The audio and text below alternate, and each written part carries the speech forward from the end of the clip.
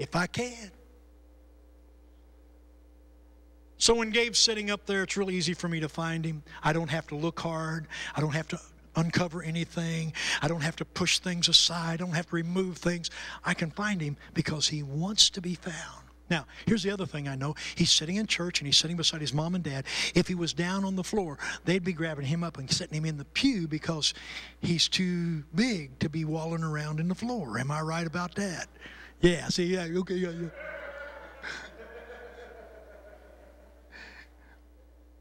Now, I'm trying to make this real so you understand, okay? If you want to be found, he knows where you are. Here's the deal. He knows where you are, whether you want to be found or not. You can be hiding out, and he still knows where you are. You're not fooling him. He knows where you are, and he knows how you are. I want to say that again. He knows where you are, and he knows how you are. He knows where you are, and he knows how you are. He knows whether you're right or whether you're not right. If I can. The final thing I want to tell you as I wrap things up is number 5, expect a miracle. The Bible said her faith made her whole. If I can just, notice the word, if I can just, the word just, not much, just. Not a lot, just. I know that I know that I know that I know. Anybody here know what I'm talking about?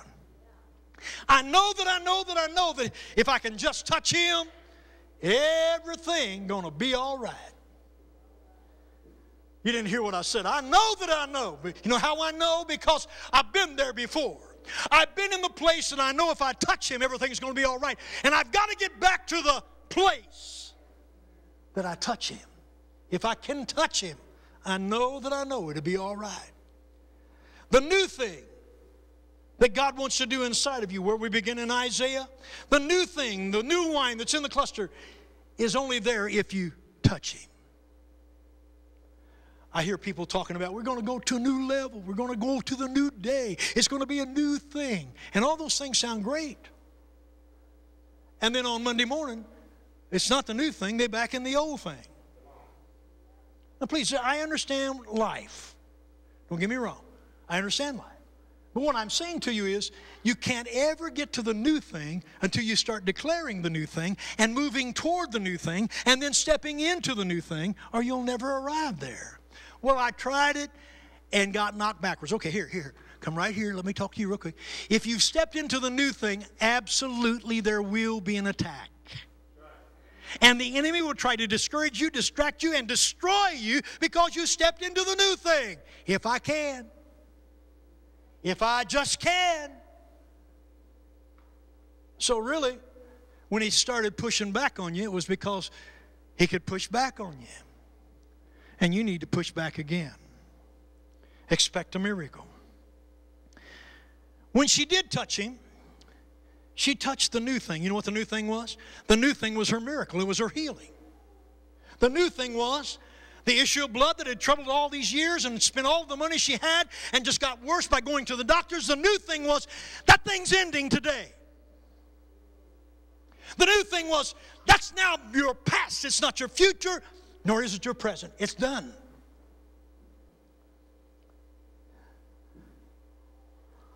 This is what I want you to get and I want you to understand.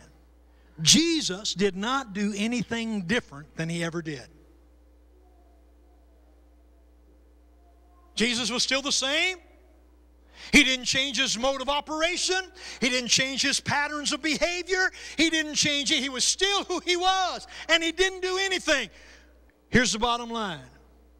He was in the same place, doing the same thing he'd always done. Who was it that had to make the change? Who was it that had to press on him? Who was it that had to make the effort? Who was it that moved past where they were and said, if I just can?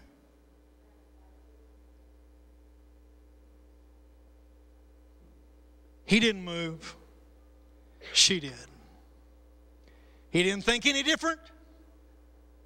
She did. He didn't change where he was. She did. He didn't change who he was. She did. The new wine is in the cluster. And in the cluster is the place where the good, the bad, and the ugly have manifested in your life. And so God uses this thing called pressure. Somebody say pressure. How many of you like pressure? Most of us don't. But God has designed pressure to squeeze some things out of us that produces something new in us. I don't like it. I don't like being squeezed. I don't like being pressured. I don't like God having that much control in my life. If we're just honest, we could all say that. But the new thing is by submitting yourself and allowing God to put the pressure in the right places at the right time. Do you trust Him or not? See, the bottom line is, do you trust God?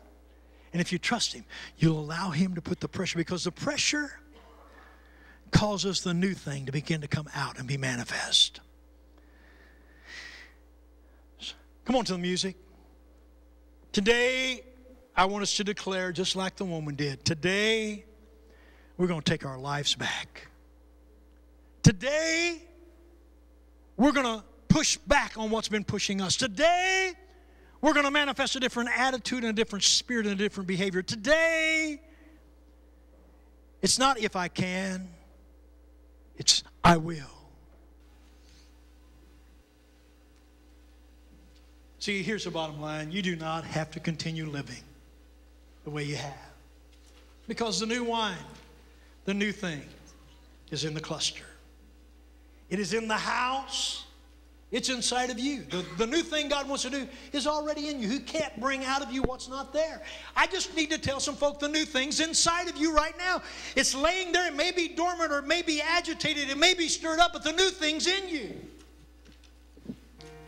And you just have to move toward it and allow God to begin to position you and squeeze the new thing out.